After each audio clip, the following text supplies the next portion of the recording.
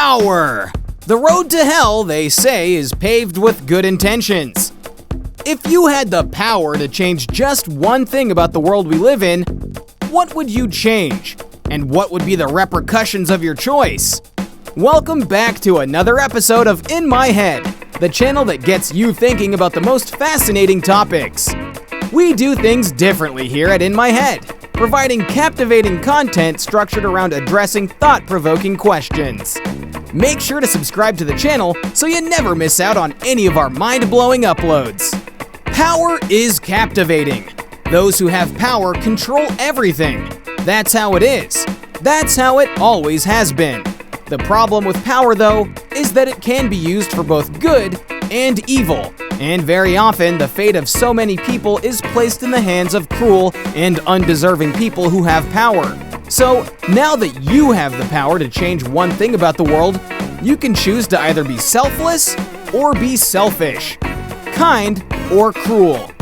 You are in many ways a god. What do you do with all this power? Well, you obviously don't know, or you wouldn't be here asking me, so let me make things easier for you.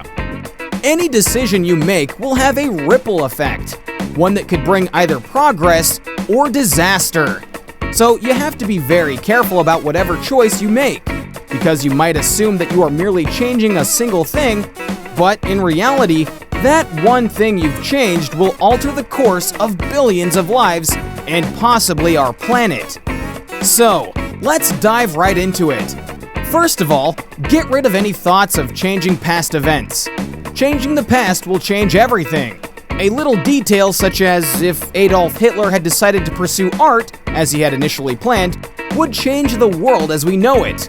Completely. This would mean World War II as we know it would not have occurred.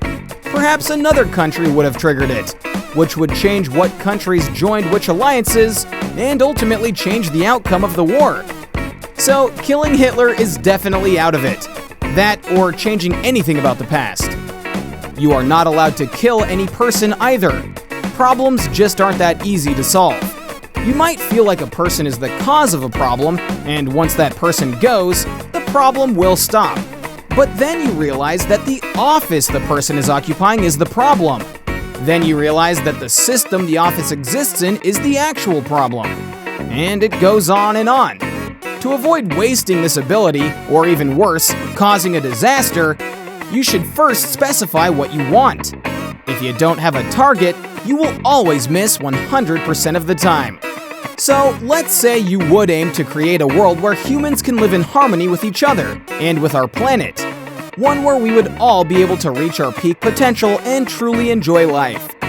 The next step would be to identify the problem with the world. What in the world needs to be fixed? What single problem, if solved, can help us achieve an ideal reality? In my humble opinion, the answer to that would be communication. To give you a clear understanding of what I mean, let me use our international system as an example. Countries all over the world are constantly hoarding weapons. Not because they hope to use them, but because they hope they won't have to. Countries with weapons of mass destruction don't use them because other countries also have them and will respond with equal or superior force.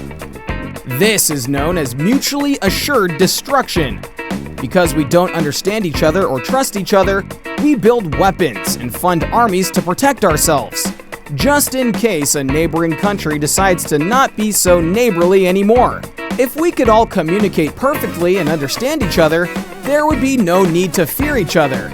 Rather, we would understand the need to work together to achieve our individual and collective goals. This applies to everything. Better communication between governments and their citizens, parents and children, schools and students, businesses and customers, etc.